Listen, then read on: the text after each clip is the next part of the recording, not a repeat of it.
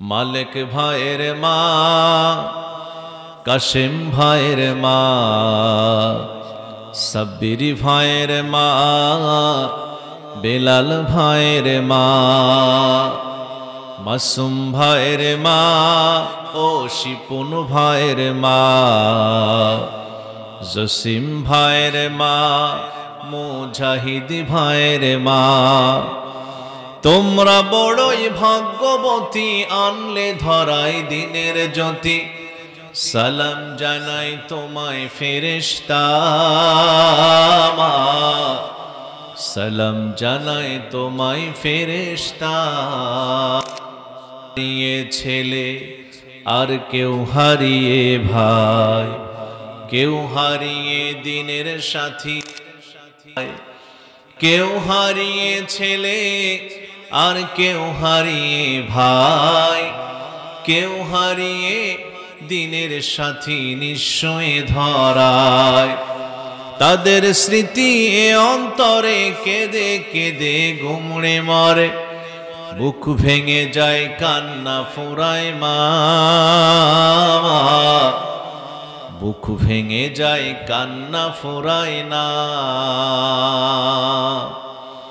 মালিক ভাইয়ের মা, কাশেম ভাইয়ের মা, সাব্বির ভাইয়ের মা, বেলাল ভাইয়ের মা, মাসুম ভাইয়ের মা ও শিপুন ভাইয়ের মা, জসিম ভাইয়ের মা ও মুজাহিদ ভাইয়ের মা। তোমরা বড়ই ভাগ্যবতী, সালাম জানাই তোমায় ফেরেশতা, সালাম জানাই তোমায় ফেরেশতা। আন্দোলনের ডাকে তারা জাগ্রত সব প্রাণ, জীবন দিয়ে রেখেছিল আল কোরআনের মান। আন্দোলনের ডাকে তারা জাগ্রত সব প্রাণ, জীবন দিয়ে রেখেছিল আল কোরআনের মান। দিনের বিজয় আনতে যারা সদাই ছিল পাগল পারা, আরশ ছায়ায় তাদের ঠিকানা, আরশ ছায়ায় তাদের ঠিকানা। আউযু বিল্লাহি মিনাশ শাইতানির রাজীম। বিসমিল্লাহির রহমানির রহিম। ফি জান্নাতিন ইয়াতাসাআলুন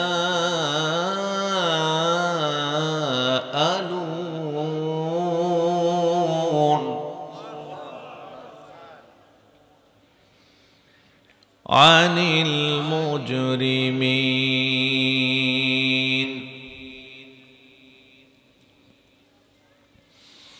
মা সালাকাকুম ফি সাকার? ক্বালু লাম নাকু মিনাল মুসাল্লিন।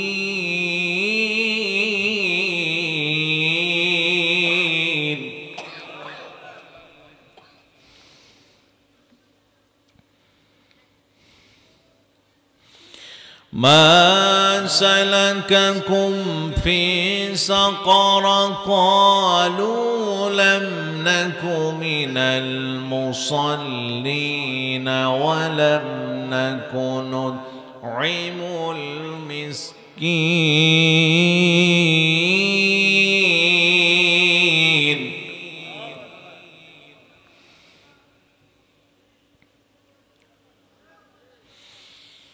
وكنا نخوض مع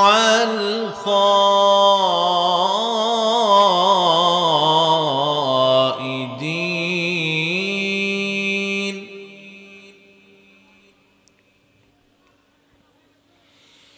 وكنا يكذب بيوم الدين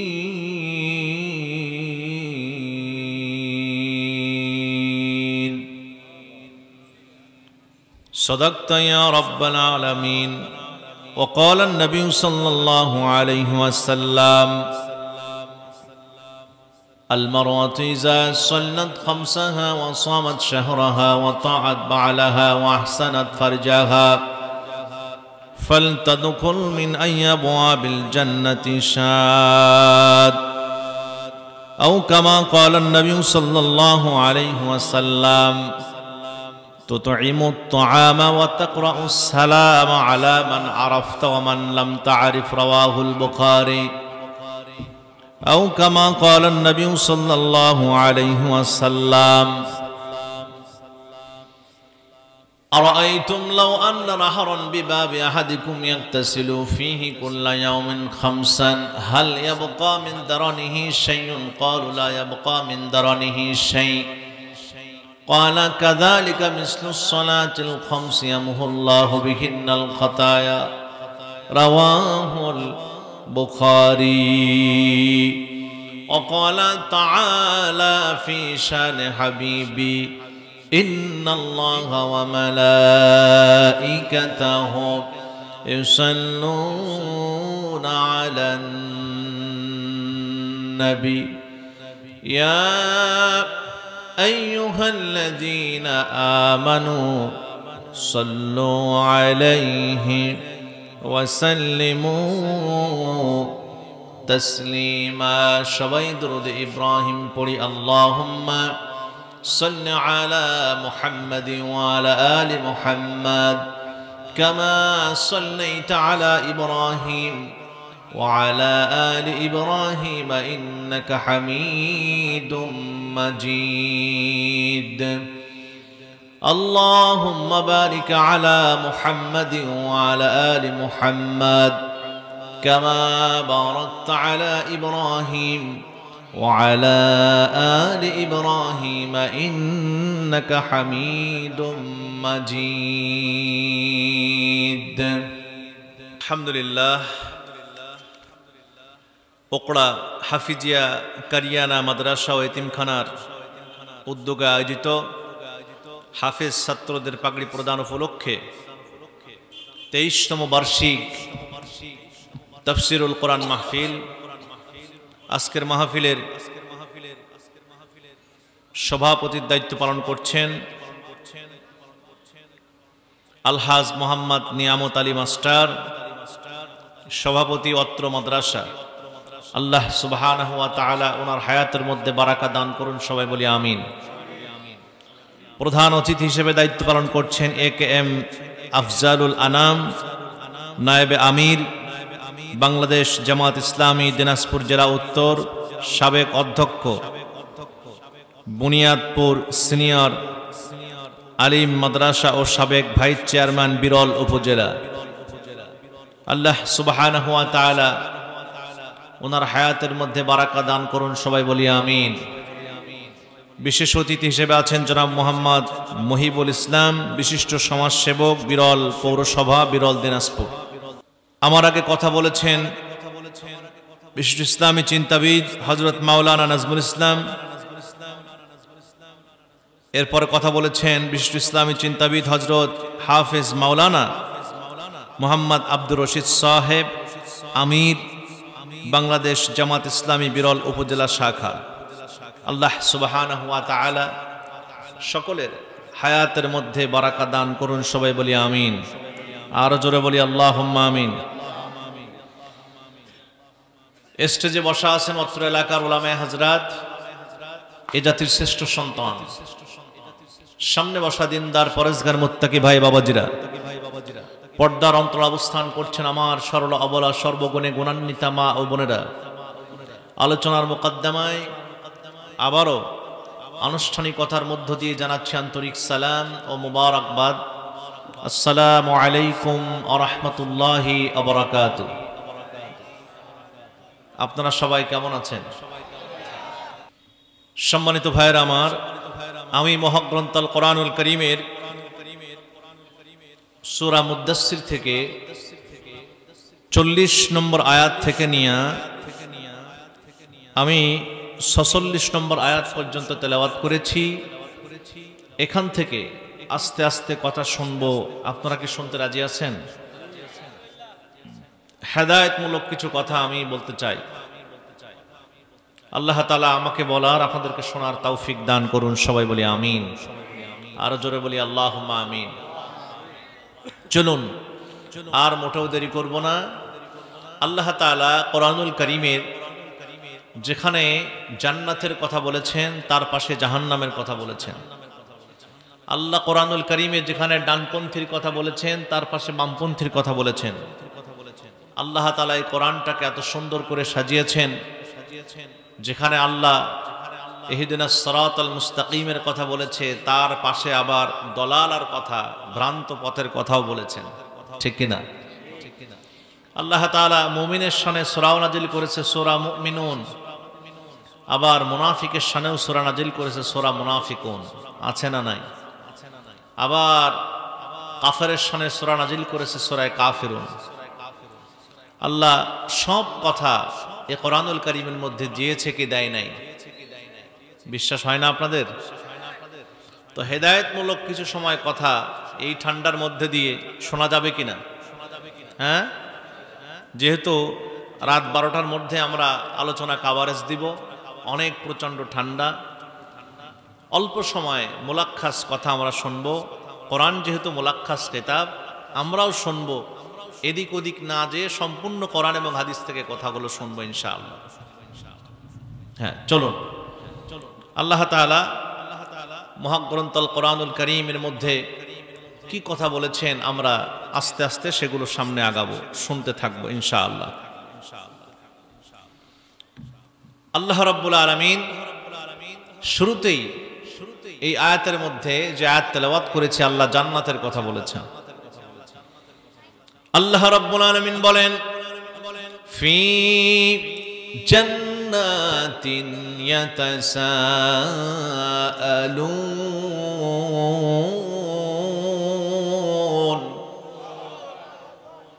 আল্লাহর নাম নিলাম, একটা আয়াত তেলাওয়াত করলাম, এত আস্তে আল্লাহু আকবার বললেন আপনারা।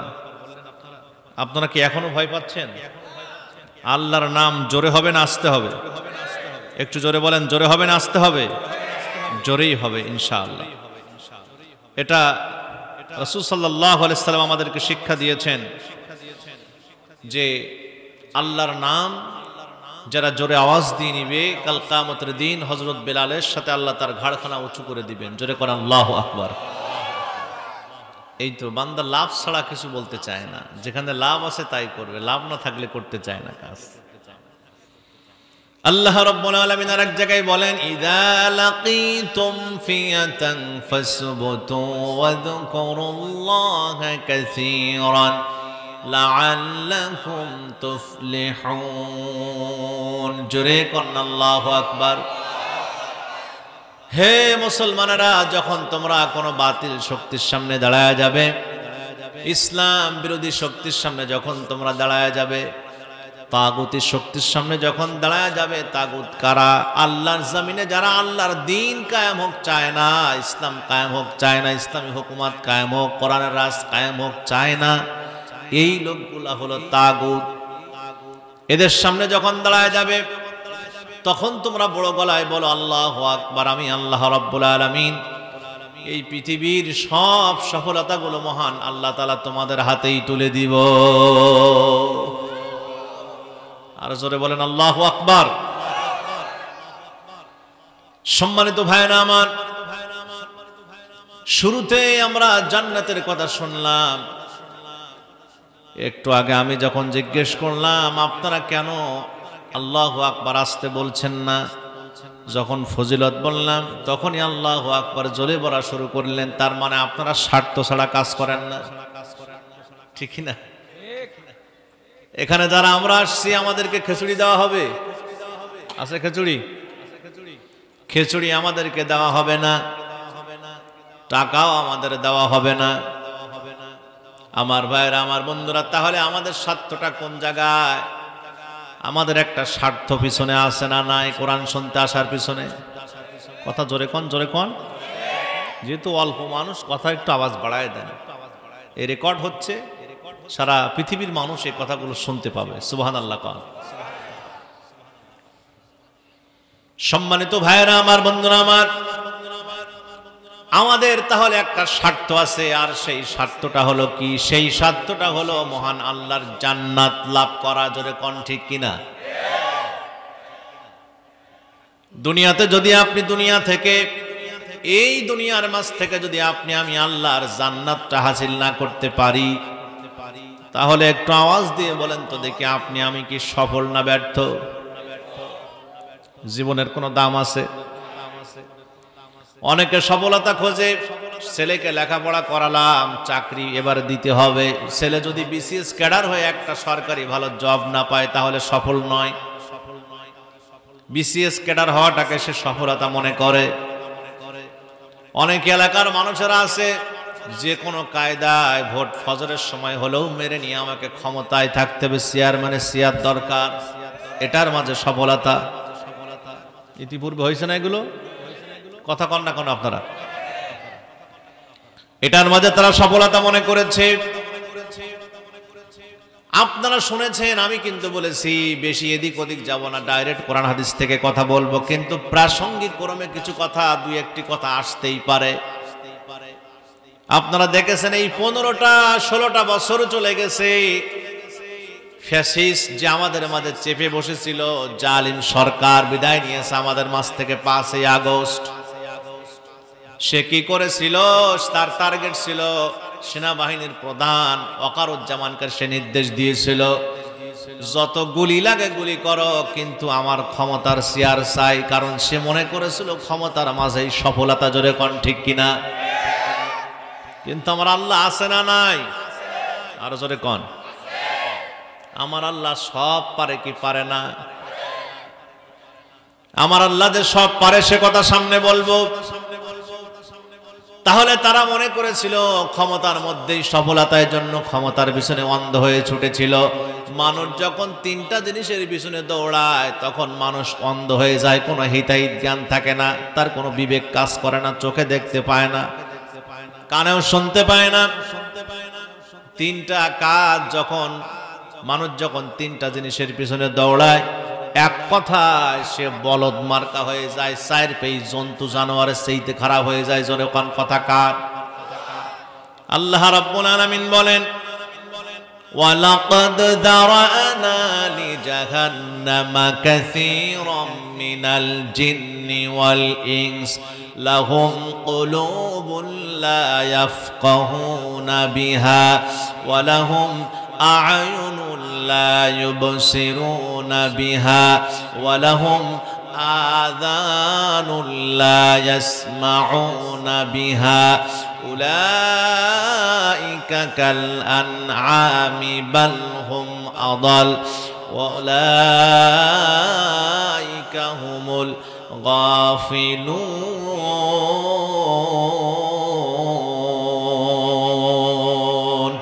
ওগো আমিরুল মুমিনিন, আপনি একটু সফলতার ব্যাখ্যাটা আমাদেরকে দেন। সফলতা কিসের মধ্যে?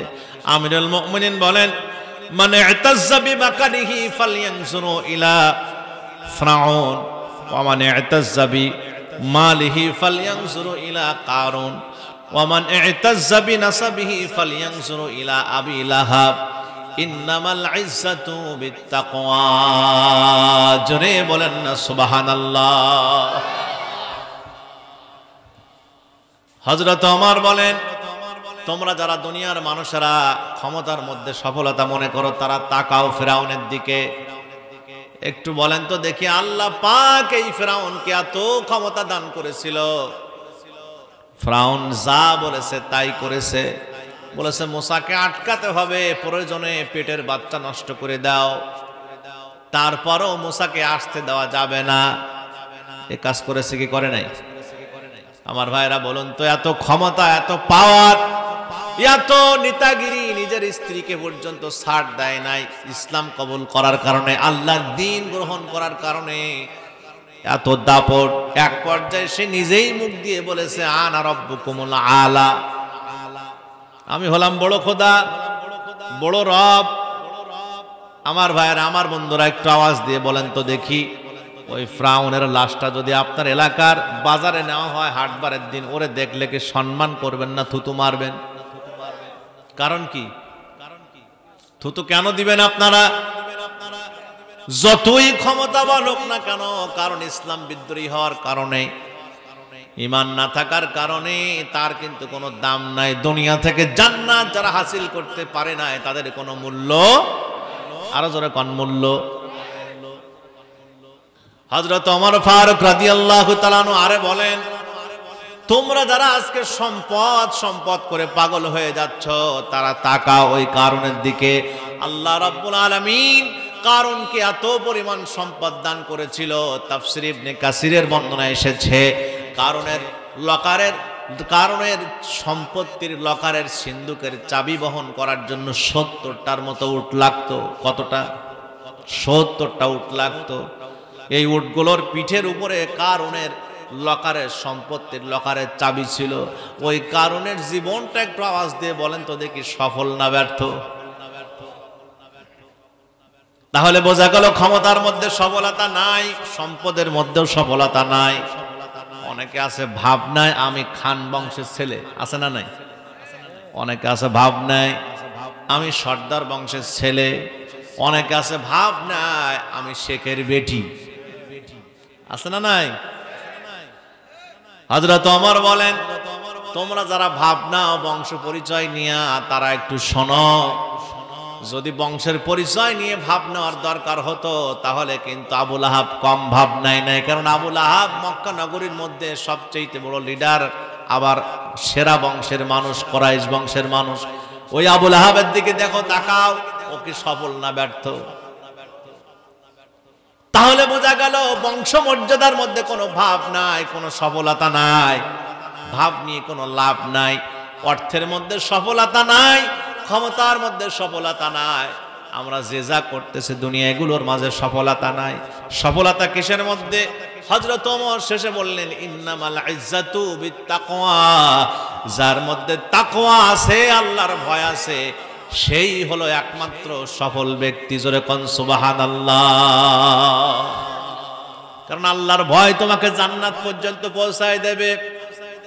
ইন্না আকরামাকুম ইনদাল্লাহি আতকাকুম। জোরে কোন আল্লাহু আকবার। আল্লাহ রাব্বুল আলামিন বলেন, পৃথিবীর মধ্যে যত মানুষ আছে, সমস্ত মানুষের মধ্যে নিশ্চয়ই সফল হলো তারা, সম্মানিত তারা, যাদের মধ্যে তাকওয়া আছে, আল্লাহর ভয়। আল্লাহু আকবার কোন। আর এই মুত্তাকিদের জন্য আল্লাহ পাক ওয়াদা করেছেন কোরআনুল কারীমে, ওয়াসারিউ ইলা মাগফিরাতিম মির রাব্বিকুম জান্নাতিন আরদুহাস সামাওয়াতু ওয়াল আরদু উইদ্দাত লিল মুত্তাকিন।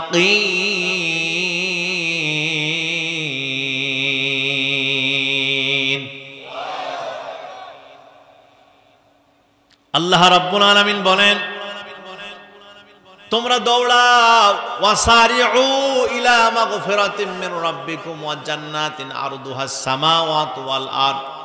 আল্লাহ রাব্বুল আলামিন বলছেন, তোমরা দৌড়াও ওই জান্নাতের দিকে, ওই ক্ষমার দিকে, যেই জান্নাতের প্রশস্ততা আমি আল্লাহ পাক করেছি। আসমান এবং জমিনের মাঝে যত ফাঁকা জায়গা আছে, এক একটা জান্নাত এমন বড় করেছি। জোরে করে আল্লাহু আকবার। উইদ্দাত লিল মুত্তাকিন, আর এই ওয়াদা করেছি আমি এই জান্নাত দেব তাদেরকে যারা হবে মুত্তাকি।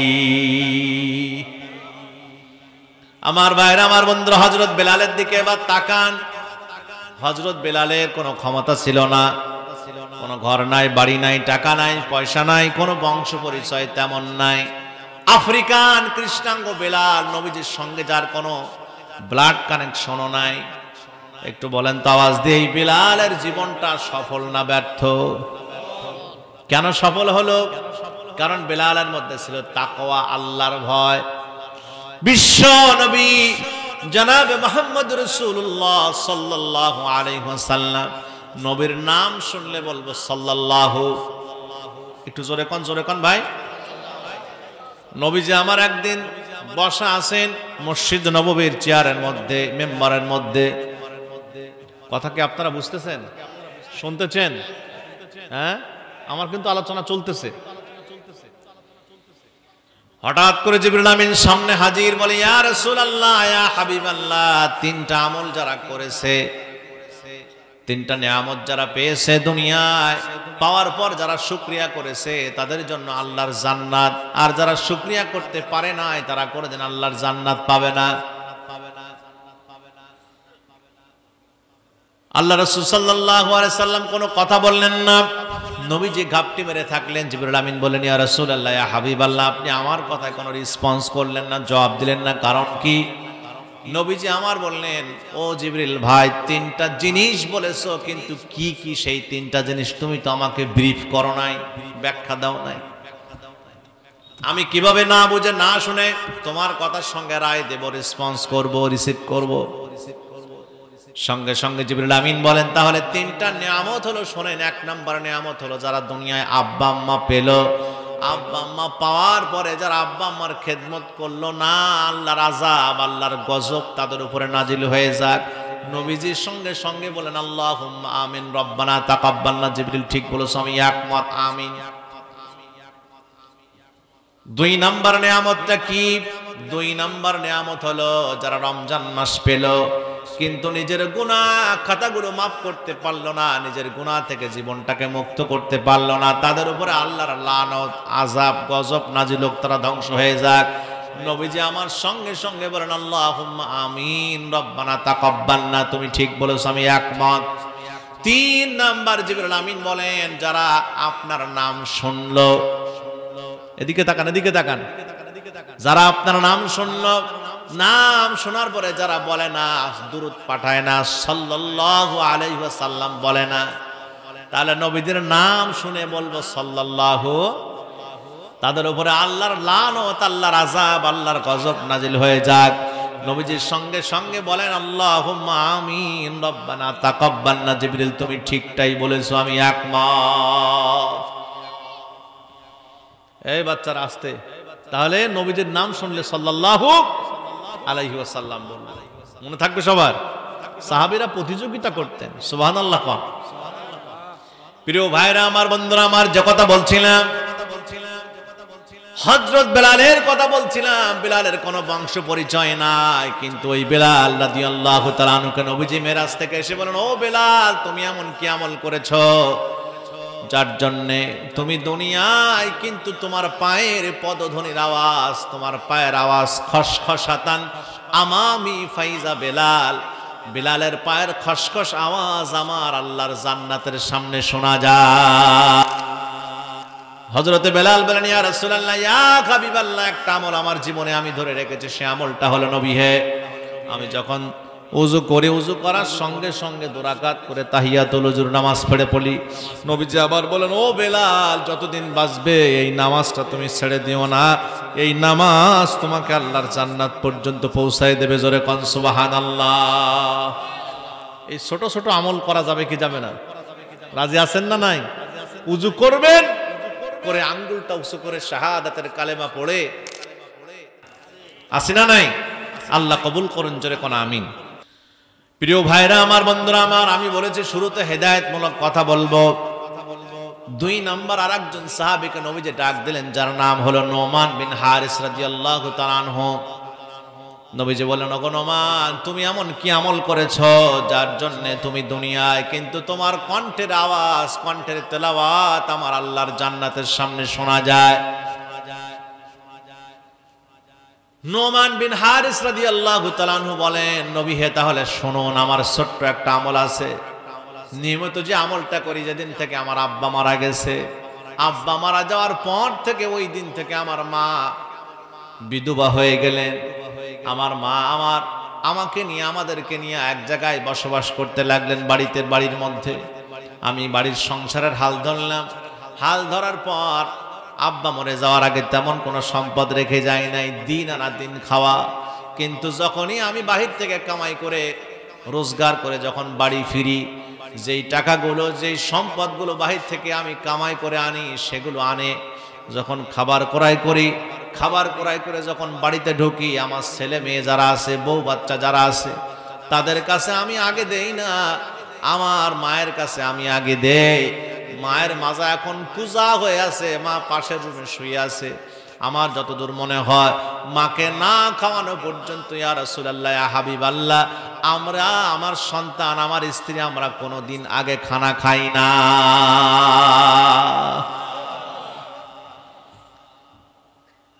আল্লাহর হাবিব সাল্লাল্লাহু আলাইহি সাল্লাম আরেকটা হাদিসের মধ্যে বলেন, হুমা জান্নাতুকা ওয়া নারুকা, তোমার আব্বা তোমার আম্মা তোমার জন্য জান্নাত, তোমার জন্য জাহান্নাম। যদি সেবা করতে পারো, যদি খেদমত করতে পারো, তাহলে আল্লাহর জান্নাত তোমার হয়ে যাবে। আর যদি খেদমত না করতে পারো, আল্লাহর জান্নাত পাওয়া যাবে জাহান্নাম রেডিয়াস। আমার ভাইরা, আমার বন্ধুরা, এখানে অনেকেই থাকতে পারেন ইসলামী আন্দোলন করেন, আল্লাহর জমিনে আল্লাহর হুকুমত, আল্লাহর দিন কায়েমের আন্দোলনে আছেন জড়িত। আলহামদুলিল্লাহ, এটা ভালো কাজ। সবচেয়ে বড় ফরজ, যত ফরজ আছে কোরআনুল কারীমের মধ্যে, সব ফরজের বড় ফরজ কোনটা? আল্লাহর জমিনে আল্লাহর দিন কায়েম করা। জোরে কোন সুবহানাল্লাহ। আপনি নামাজ পড়লেন, রোজা রাখলেন, হজ করলেন, যাকাত দিলেন, আল্লাহর জমিনে আল্লাহর দিন কায়েম করলেন, ঠিক আছে, চেষ্টা করলেন, এ কাজে শরীক হলেন, রোকন হলেন, কর্মী হলেন, সদস্য হলেন, সহযোগী ফর্ম পূরণ করলেন, আপনি সব কিছু করলেন, ঠিক আছে, সমর্থক হলেন। কিন্তু আপনার মা যদি আপনার প্রতি অসন্তুষ্ট থাকে, আপনার আব্বা যদি আপনার প্রতি অসন্তুষ্ট থাকে, আপনার এই নামাজ, আপনার এই রোজা, আপনার হজ, আপনার যাকাত, আপনার ইসলামী আন্দোলনের 4 পয়সা দাম আমার আল্লাহর দরবারে নাই। কারণ আমার নবী বলেন, আমার নবীর জীবন থেকে হাদিস নেন, মুখ থেকে হাদিস নেন। নবীজি আমার বলেন, রিদার রব্বি রিদাল ওয়ালিদাইন, সাকাতা রব্বি ফি সাকাতিল ওয়ালিদাইন। যারা আব্বা আম্মার সেবা করবে, তোমার আব্বা আম্মার সেবার মধ্যে আমার আল্লাহর সন্তুষ্টি। তোমার আব্বা আম্মা যদি অসন্তুষ্ট হয়, কোনো দিন তুমি যতই সেজদা দাও না কেন, সারা রাত ধরে তাহাজ্জুদের নামাজ পড়ো না কেন, যত বড় ইসলামী আন্দোলনের নেতা কর্মী যাই হও না কেন, নবীজির ভাষা অনুযায়ী আমার আল্লাহকে তুমি কোনোদিন সন্তুষ্ট করতে পারবে না। আর আল্লাহ যদি সন্তুষ্ট না হয়, আল্লাহর জান্নাত পাওয়া যাবে। কথা বলেন এবার আমার ভাইরা, আমার বন্ধুরা, যুবকরা, তাহলে যারা এখানে আসি আজকে, আব্বা আম্মা যার বাড়িতে আছে, ভালো ব্যবহার করব না খারাপ ব্যবহার করব। বাড়িতেই জান্নাত আছে, অথচ আমরা জান্নাত খুঁজে পাই না। আল্লাহ রাব্বুল আলামিন সূরা মুদ্দাসসিরের 40 নম্বর আয়াতের মধ্যে বলছেন, ফি জান্নাতিন ইয়াতাসাআলুন।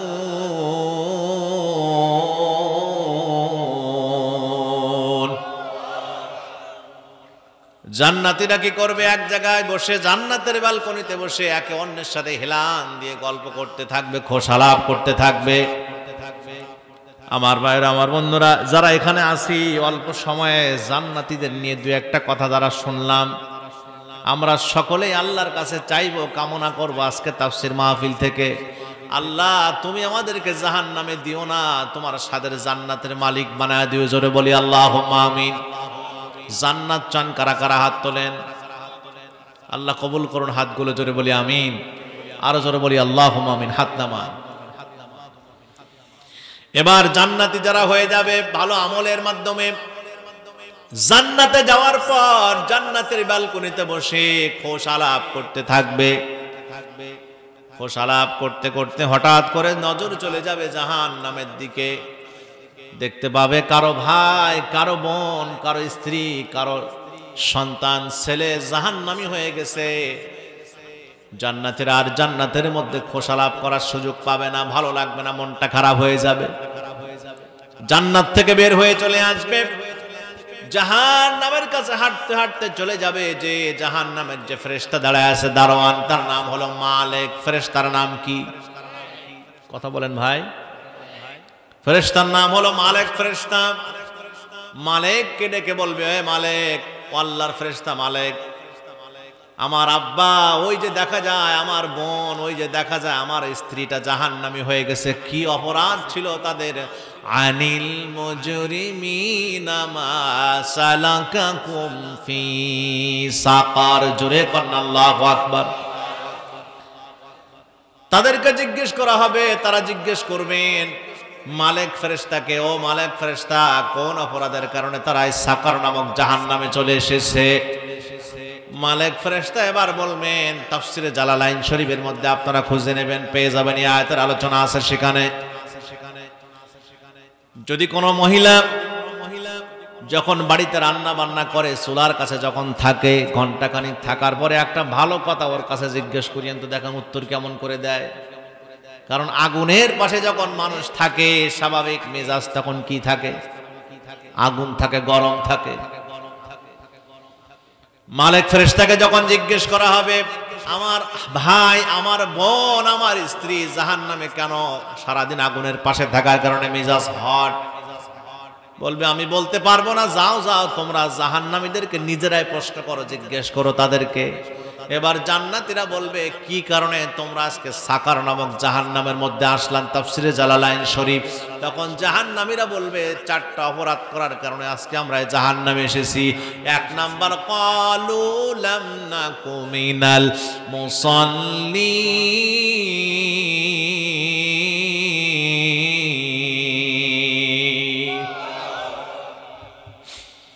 1 নাম্বার হলো আমরা নামাজ পড়তাম না, আমরা মুসল্লিদের সঙ্গে ছিলাম না, অন্তর্ভুক্ত ছিলাম না, আমরা মসজিদে যেতাম না, আমরা নামাজিদেরকে দেখতে পারতাম না, নামাজ পড়তাম না, ইচ্ছাকৃতভাবে নামাজ কাজা করেছি।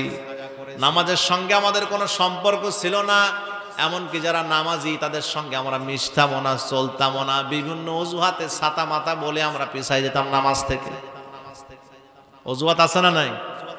যদি বলে আজকে যুবক আসো নামাজ পড়ি, বলে আজকে প্যান্ট পাক নাই। তুই মুসলমান, কিভাবে বলিস আমার প্যান্ট পাক নাই?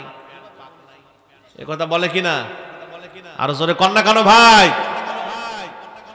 তাহলে 1 নাম্বার হলো তারা নামাজ পড়ে নাই যারা, তারা কোনে যাবে? জান্নাতে না জাহান্নামে? এখন যদি জিজ্ঞেস করি অনেকের কাছে, ইশারার নামাজ কারা কারা পড়েন নাই, খবর আছে না নাই? ওয়াজ শুনবে মাগার, কিন্তু ইশারার নামাজ পড়বে না। এরকম লোক আছে না নাই?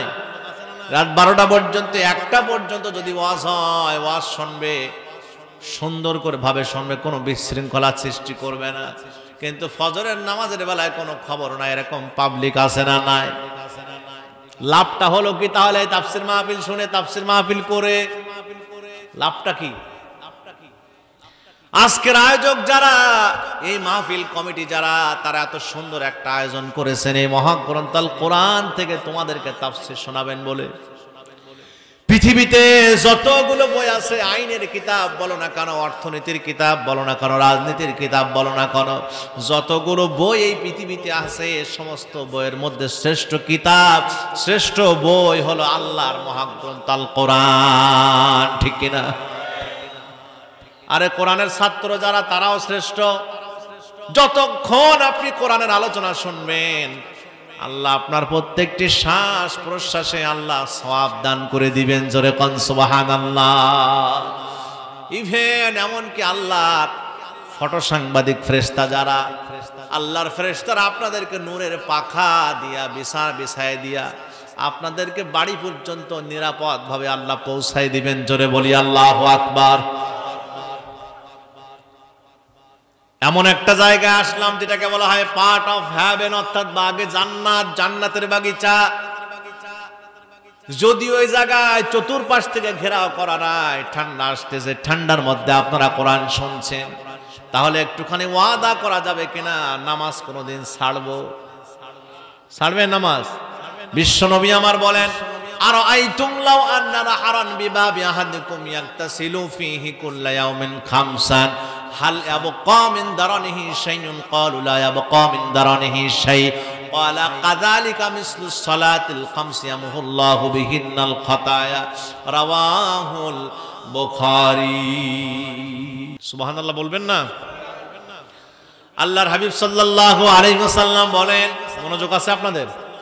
কষ্ট হচ্ছে নাকি ভাই? ব্যতিব্যস্ত হচ্ছেন আপনারা? হইলে বলবেন, আলোচনা শেষ করে দিব।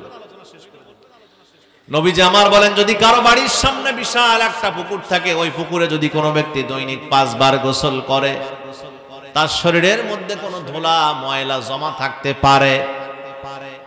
জোরে আওয়াজ দেন ভাই। আরো জোরে কন। যেমনি ভাবে একজন মানুষের শরীরের মধ্যে কোনো ধুলা ময়লা জমা থাকতে পারে না, 5 বার গোসল করার কারণে বিশ্বনবী আমার বলেন, যদি কোনো বান্দা আল্লাহর বান্দি যদি 5 বার নামাজটা আদায় করতে পারে, তেমনি ভাবে তার আমল নামার মধ্যে কোনো সগীরা গুনাহ জমা থাকতে পারে না। সুবহানাল্লাহ কন।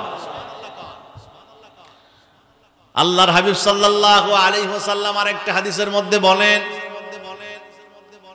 মেয়েদেরকে ওয়াজ করেছেন নবীজি আমার, সহজে জান্নাত পাওয়ার জন্য 4টি আমলের কথা বলেছেন। আল মারওয়াতু ইযা সাল্লাত খামসাহা ওয়া সামাত শাহরাহা ওয়া তাআত বা'লাহা ওয়া আহসানাত ফারজাহা ফালতাদখুল মিন আইয়ামিল জান্নাতি শাত। নবীজি বলেন, যদি কোনো মেয়ে আল্লাহর জান্নাত পেতে চায়, তাকে 4টি আমল করতে হবে। নাম্বার 1, তাকে 5 ওয়াক্ত নামাজ পড়তে হবে। 2 নাম্বার, তাকে রমজান মাসে রোজা রাখতে হবে। 3 নাম্বার, স্বামীর অনুসরণ করা লাগবে। 4 নাম্বার, তাকে নিজের চরিত্র সতীত্ব হেফাজত করা লাগবে। আপনার চরিত্র, আপনার দেহ, আপনার সতীত্ব হলো আপনার স্বামীর জন্য। আপনার স্বামী ছাড়া অন্য কারো কাছে যাওয়া যাবে। এই 4টা আমল যদি মেয়েরা করতে পারে, নবীজি আমার বলেন, ফালতাদখুল মিন আইয়াবিল জান্নাতি শাত, জান্নাতের যেই দরজা দিয়ে এই 4টি আমল কারিনী মা বোন নারী জান্নাত পেতে চায়, আমার আল্লাহ বলেন, আমার রাসূল বলেন, আমার আল্লাহ তার জন্য সেই জান্নাতের দরজা ওপেন করে দিবে।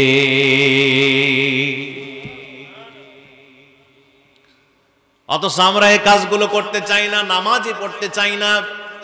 কবরের মধ্যে যখন যাবেন, প্রথম হিসাব হলো নামাজ। আখিরাতে যখন আপনাকে ওঠানো হবে, সেখানেও কিন্তু প্রথম হিসাব হলো নামাজ, নামাজ, নামাজ। সেই নামাজ কিন্তু আমরা পড়তে চাই? নামাজ পড়ি আমরা?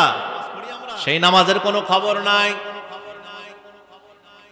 হযরত মূসা আলাইহিস সালামের জামানায় একজন মহিলা এসে বলতেছে, ওগো মূসা নবী, আমি তো জিনা করে ফেলেছি, আমার পেটে সন্তান, এই সন্তান ডেলিভারি হওয়ার পর, ইসরায়েলি বর্ণনা, আমি সন্তানকে নিজ হাতে হত্যা করলাম। আমি চিন্তা করলাম কারণটা হলো এই যে অবৈধ সন্তান ইসলামের জন্য, দ্বীনের জন্য কোনো কাজে আসবে না, আল্লাহর জন্য কোনো কাজে আসবে না।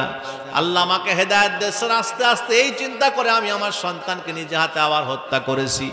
জানি দ্বীনের তো কাজে আসবেই না, বরঞ্চ ক্ষতিকারক হবে। আজও আপনারা লক্ষ্য করবেন, এই দেশে যারা ইসলাম বিরোধী কথাবার্তা বলে, নাস্তিক মার্কা কথাবার্তা যারা বলে, এদের জন্মগত সমস্যা আছে না নাই? এদের গোড়ায় খেয়াল করেন। সম্মানিত ভাইরা আমার, বন্ধুরা আমার, যারা ইসলাম বিরোধিতা করে, মুসলমানের ঘরে জন্মগ্রহণ করে, কোরআন সহ্য হয় না, দাড়ি সহ্য করতে পারে না, টুপি সহ্য করতে পারে না, ইসলামী আন্দোলনের কথা মুখে আনতে পারে না, জিহাদের কথা শুনলেই গায়ে ঝাল চড়ে যায়, এরা কোনোদিন কোশ্চিন কালেও মুসলমানের ঘরে জন্মগ্রহণ করলেও এদের জন্মের মধ্যে সমস্যা আছে বলে মনে মনে হয়। কেন জানি মনে হয় এদের চরিত্রের মধ্যে, এদের দেহের মধ্যে প্রকৃত মুসলমানের রক্ত নাই। ব্লাড টেস্ট করলে দেখা যাবে গোড়া থেকে আবু জেহেল, উতবা, সাইবা, মুগীরা, এদের রক্ত এদের দেহের মধ্যে প্রবাহিত হচ্ছে। জোরে কোন ঠিক কিনা? প্রকৃত মুসলমান হইলে তুমি একজন মুসলমান, বংশগত মুসলমান, রেডিমেড মুসলমান। তুমি কেন ইসলামের বিরোধিতা করবে? তুমি কেন কোরআনের বিরোধিতা করবে?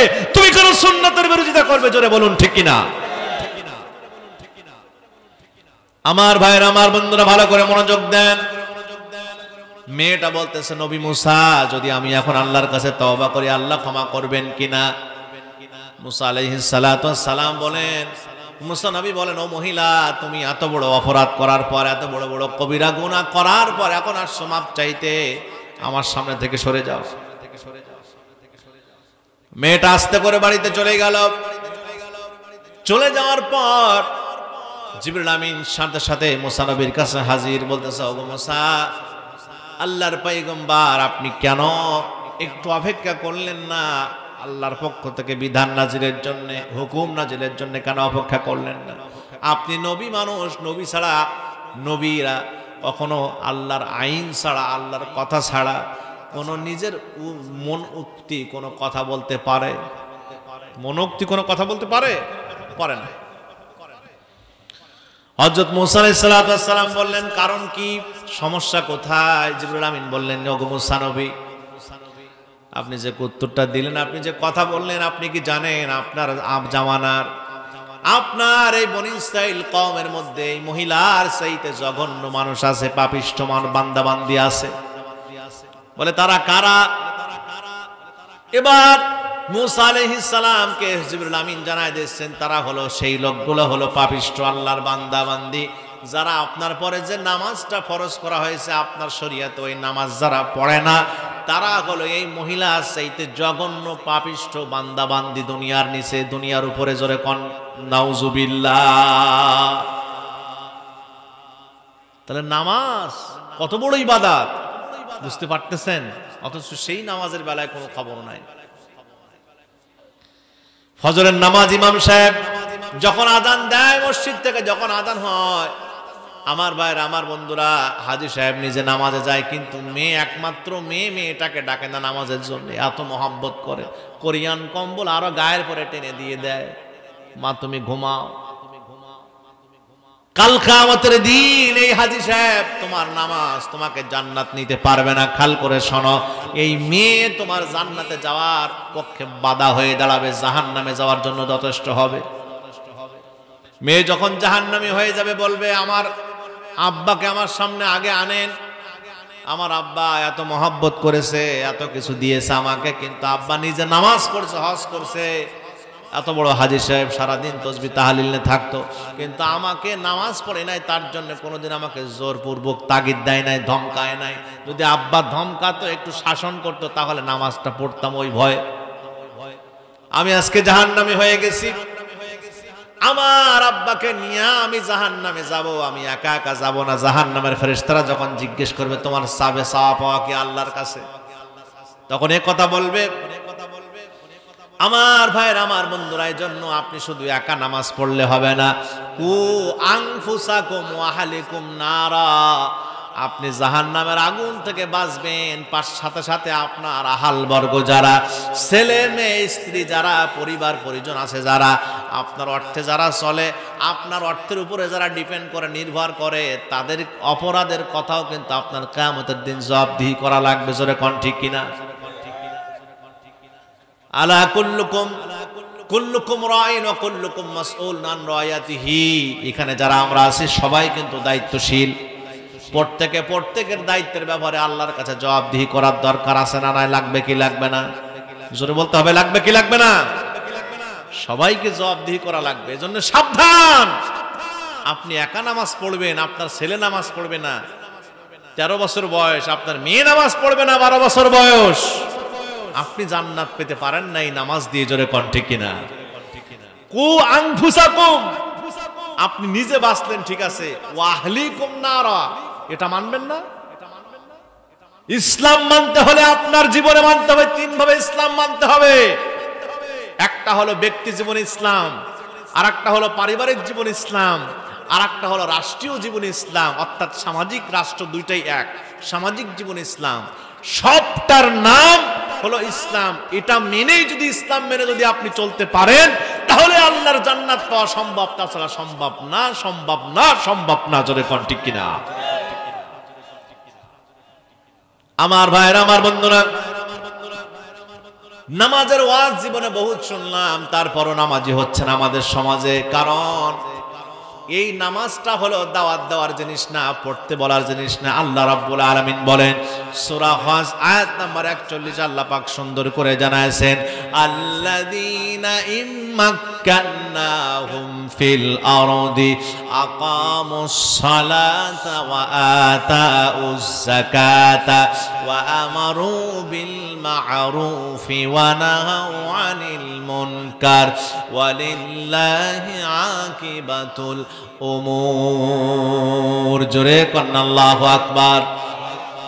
আল্লাহ রাব্বুল আলামিন বলেন, যখন কোন মুসলমান ক্ষমতার চেয়ার পাবে, আপনারা ব্যতিব্যস্ত হচ্ছেন?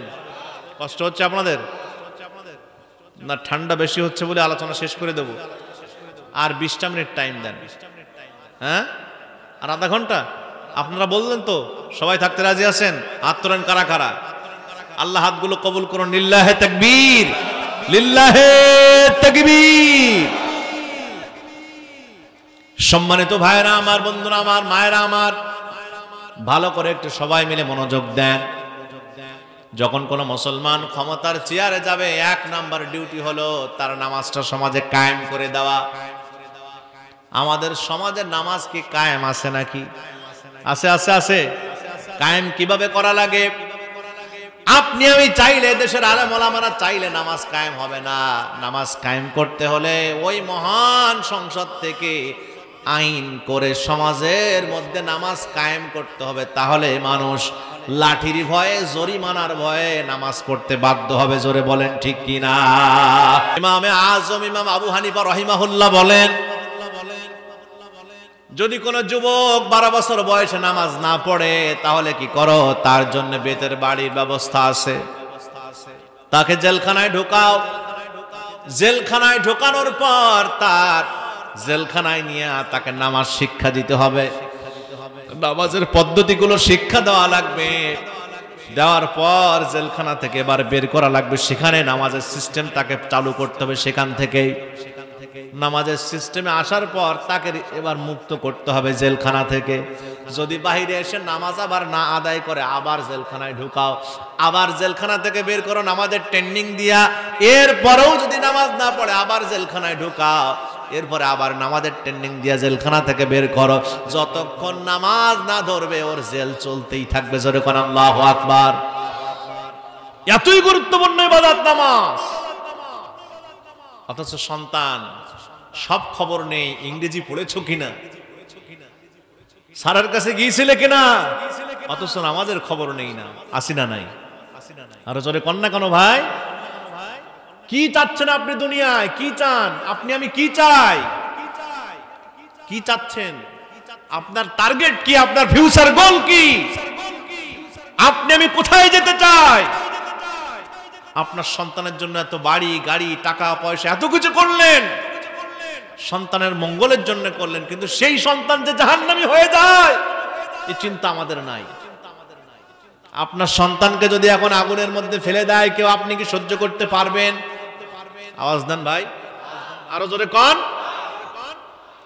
তাহলে কেন একটাবার চিন্তা করলেন না, আমার সন্তান বেনামাজি হয়ে যদি যায় তাহলে তো তাকে জাহান্নামে যেতে হবে। নামাজ ছাড়া জান্নাত পাওয়া সম্ভব নয়। 1 নাম্বার হলো নামাজ। নামাজ নামাজ নামাজ পড়তে হবে আগে।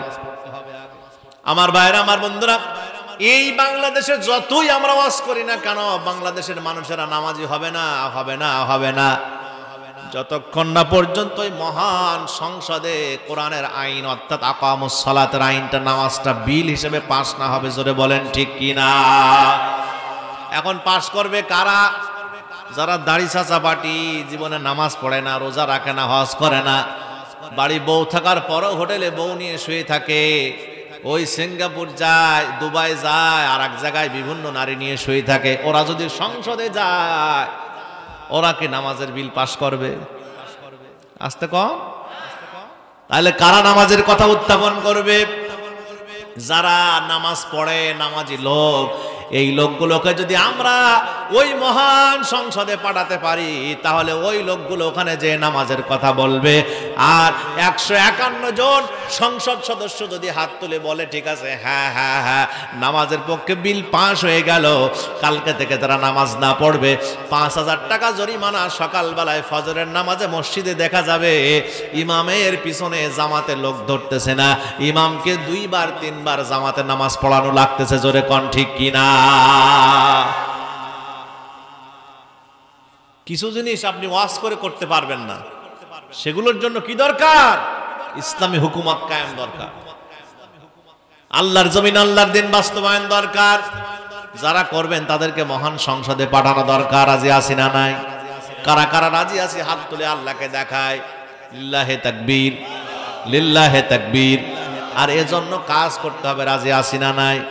সালাত কায়েম করো, সালাত কায়েম করো, হবে সম্মানী তুমি, হবে জান্নাতি তুমি, হবে সম্মানী তুমি, হবে জান্নাতি তুমি, দিবে কাল হাসরে শীতল ছায়া আরশে আজিম, রব্বি আলালা রব্বি আলাজিম রব্বি আলালা রব্বি আলাজিম। সালাত কায়েম করো সালাত কায়েম করো, হবে সম্মানী তুমি, হবে জান্নাতি তুমি, হবে সম্মানী তুমি, হবে জান্নাতি তুমি। জোরে বলি আল্লাহু আকবার, মারহাবা কোন জোরে। আমার ভাইরা, তাহলে এক নাম্বার জাহান্নামীরা বলবে আমরা নামাজ পড়তাম না, কি পড়তাম না, তাহলে নামাজ ছাড়া যাবে না, নামাজ ছাড়া যাবে না। দুই নাম্বার হলো ওয়ালাম নাকুনু তুইমুল মিসকিন। দুই নাম্বার যে কারণে আমরা জাহান্নামে হয়েছে সেই কারণটা হলো আমরা ফকির মিসকিন অসহায় যারা, এদেরকে খেতে দিতাম না, আমরা যাকাত দিতাম না, আমরা ওসর আদায় করতাম না। একটু আগে ওসরের কথা মাহফিলে হয়েছে কি হয় নাই? ঠিক আছে ভাই, ওসরের কথা হয়েছে কি হয় নাই? ওসর মানে কি জিনিস? টাকার কিন্তু ওসর হয় না, ধানের হলো ওসর হয়। কিসের ওসর হয়? কিসের ওসর হয় বলেন? ধানের ওসর হয়। টাকা যেটা এটার হলো যাকাত হয়, কিন্তু খাত ওসরের যেই খাত যাকাতেরও সেই একই খাত। যাকাতের হলো 8টি খাত, সব খাত কিন্তু বাংলাদেশে নাই। আপনার সেলো মেশিনের পানি দিয়া ওই আলুর মধ্য থেকে যদি 20 বস্তা আলু হয়, তাহলে 1 বস্তা ওসর হিসাবে বিভিন্ন এতিমখানা, বিভিন্ন আল্লাহর দিন কায়েমের জন্য যেই সংগঠনগুলো বাংলাদেশে কাজ করতেছে আল্লাহর জমিনে আল্লাহর দিন বাস্তবায়নের জন্য, ওই সংগঠনে কিছু অংশ, এতিমখানায় কিছু অংশ, এরপরে এতিম এলাকার যারা গরিব অসহায় আছে তাদেরকে কিছু অংশ, এরকম করে আস্তে আস্তে বন্টন করতে হবে। এটা হলো আমার আল্লাহর ফয়সালা। জোরে কোন ফয়সালা কার? আমার ভাইরা, আমার বন্ধুরা, তাহলে আমরা কাল কিয়ামতের দিন 4 শ্রেণীর মানুষ, কিন্তু 4টি অপরাধের কারণে কিছু মানুষ আছে, অনেকগুলো মানুষ 4 অপরাধের কারণে জাহান্নামী হবে। 1 নাম্বার হচ্ছে নামাজ পড়তাম না, 2 নাম্বার যাকাত দিতাম না, ওসর দিতাম না, সাদাকা করতাম না, মানুষকে খাওয়াতাম না। আল্লাহর হাবিব সাল্লাল্লাহু আলাইহি ওয়াসাল্লামের কাছে এক সাহাবী যে প্রশ্ন করলেন, ইয়া রাসূলুল্লাহ, ইয়া হাবিবাল্লাহ, আইয়ুল ইসলামু খায়রুন, ইসলামের মধ্যে সবচেয়ে উত্তম কোন জিনিস? قال النبي صلى الله عليه وسلم تطعم الطعام وتقرأ السلام على من عرفت ومن لم تعرف رواه البخاري। জোরে কোন আল্লাহু আকবার। নবীজি আমার বলেন 2টা কাজ হলো ইসলামের মধ্যে সবচেয়ে উত্তম কাজ, ভালো কাজ। নাম্বার 1, 1 নাম্বার হলো তুতইমুত তুআম, মানুষকে খানা খাওয়ানো, আত্মীয়তা করা। সুবহানাল্লাহ বলেন, মেহমানদারি করা। 2 নাম্বার হলো তাকরাউস সালাম, কাউকে দেখলে সালাম দেওয়া। আলা মান আরাফতা ওয়া মান লাম তারিফ, তুমি চেনো আর নাই চেনো, তোমার পরিচিত হোক অথবা অপরিচিত হোক, তুমি যদি দেখো এই লোকটা সালাম দিতে হবে, তাকে সালাম পাওয়ার যোগ্য সালাম দিতে হবে, আমার বয়সে বড় তাকে সালাম দিতে হবে। এরপরে সালামের বিভিন্ন ক্যাটাগরি আছে। হেঁটে চলা ব্যক্তি সাইকেল চালানো ব্যক্তিকে সালাম দিবে, সাইকেল চালানো ব্যক্তি মোটর সাইকেল চালানো ব্যক্তিকে সালাম দিবে, এরকম আছে না নাই? কথা কন না, কোন আছে না নাই? আছে। বিভিন্ন রকম ক্যাটাগরি আছে, সিস্টেম আছে। যারা অল্প বয়সী ব্যক্তি তারা বেশি বয়সী ব্যক্তিকে সালাম দিবে, মুরব্বীদের সালাম দিবে। সুবহানাল্লাহ কান। বিভিন্ন ক্যাটাগরি আছে। আমার ভাইয়ের, আমার বন্ধুরা, সেদিকে আমি যাব না, মূল আলোচনায় আসলাম। তাহলে আল্লাহর পথে সদকা করা, দান সদকা করা, যাকাত দেওয়া, ওসর দেওয়া, মানুষকে খাওয়ানো, মানুষকে মেহমানদারি করা সওয়াবের কাজ, জান্নাতের কাজ না জাহান্নামের কাজ? জান্নাতি কাজ। আর যারা করবে না তারা জাহান্নামে যাবে এই অপরাধের কারণে। হযরত দাউদ আলাইহিস সালামের জামানার একজন মহিলার কথা মনে পড়ে গেল, একটুখানি বলবো, আপনারা শুনতে চান? আল্লাহর পথে দান সদকা করলে, মেহমানদারি করলে, মানুষকে খাওয়ালে সম্পদ কমে না, সম্পদ বাড়ে। সম্পদ কমে না বাড়ে? আরো জোরে বলেন। অবশ্যই আল্লাহ রাব্বুল আলামিন আপনার সম্পদটা বাড়ায়া দিবেন। আমরা সেটা প্রমাণ করব কোরআন এবং হাদিসের আলোকে। শুনতে চান আপনারা? শুনতে রাজি আছেন? ইনশাআল্লাহ আমি কোরআন হাদিস দিয়ে প্রমাণ দিয়ে যাব ইনশাআল্লাহ। কসাসুল কোরআন থেকে বলছি, দাউদ আলাইহিস সালামের জামানায় এক বুড়িমা ছিল, যার বাড়িতে তেমন কোনো খাবার নাই, অল্প একটু রুটির জন্য একটা খামির আছে, যেটা রুটি বানায় রাতের বেলায় খাইবে। এমন সময় একজন ভিক্ষুক এসে বলতেছে, ও বুড়িমা আমারে কিছু দেন, আমার খুব পেটে ক্ষুধা। বুড়িমা চিন্তা করলেন কি দেব, আমার তো বাড়িতে আছে রাতের বেলায় যেটা খাবো এটার মতো আছে খানা, এছাড়া কিছু নাই। বলছে ওইটা দেন। সুবহানাল্লাহ। কম কষ্ট হচ্ছে নাকি ভাই? ভাই ব্যথা সেরে গেছে? আলহামদুলিল্লাহ। প্রিয় ভাইরা আমার, বন্ধুরা আমার, ভালো করে বুঝতে হবে, আল্লাহর পথে দান করলে আল্লাহ কোনোদিন কমায় না। মান জাআ বিল হাসানাতি ফালাহু আশরু আমসালিহা। তুমি যদি একটা ভালো কাজ করতে পারো, আমার আল্লাহ সেটাকে বাড়াইয়া 10 গুণ করে দিবে। লিল্লাহি তাকবীর। অথচ আমরা ভালো কাজই করতে চাই না। সমাজের মানুষেরা সবাই খারাপ কাজের দিকে দৌড়াচ্ছি, ভালো কাজের পক্ষে কেউ নাই। দাউদ আলাইহিস সালামের জামানায় ওই মহিলা বাড়ির থেকে খামির দিয়ে রুটি তৈরি করে এনে ভিক্ষুকের হাতে দিলেন। ভিক্ষুক খেয়ে সারা। এখন ভিক্ষুকের পরও বলতেছে, ও বুড়িমা আপনার কাছে আর কিছু আছে নাকি? বলে আছে, যেটা সেটা তো রুটি বানানো যাবে না, আছে গম আছে জব আছে, যেটা পিষে আনতে হবে তারপর রুটি বানানো যাবে। বলে যান পিষে আনেন, এখনো খোদা যায় নাই। গরিবের খাদ্য কম না বেশি? গরিবের খোদার টান কম না বেশি? যারা গরিব মানুষ হাড় ভাঙা পরিশ্রম করে, কায়িক শ্রম যারা করে, শারীরিক পরিশ্রম যারা করে, ওদের ইঞ্জিন সব ঠিকঠাক মতো থাকে, সব চালু থাকে, ঠিক মতন সচল থাকে। এজন্য ওদের খোদার চাহিদাও বেশি থাকে। যদি গরুর গোশ কোনো রকম ভুনা হয় মাসের মধ্যে একবার, ওই দিন মশান নাই, জোহরের নামাজ পড়ে আজকে ঝাড়বো, হ্যাঁ কায়দা মতন ঝানি দেয়। কুষ্টিয়ার ভাষা, উড়ি ঝানা ঝানছে গো। এমন খাওয়া খায় যেন বিড়াল ডেঙ্গাইতে পারে না। ভাত এত বেশি নেয়। কিন্তু ধনী ব্যক্তির কাছে যান, লক্ষ লক্ষ টাকা, কোটি কোটি টাকার মালিক। এমন অবস্থা হয়েছে, বসে থেকে থেকে ফ্যানের তলায় এসি রুমে থেকে থেকে খাওয়ার চাহিদা শেষ।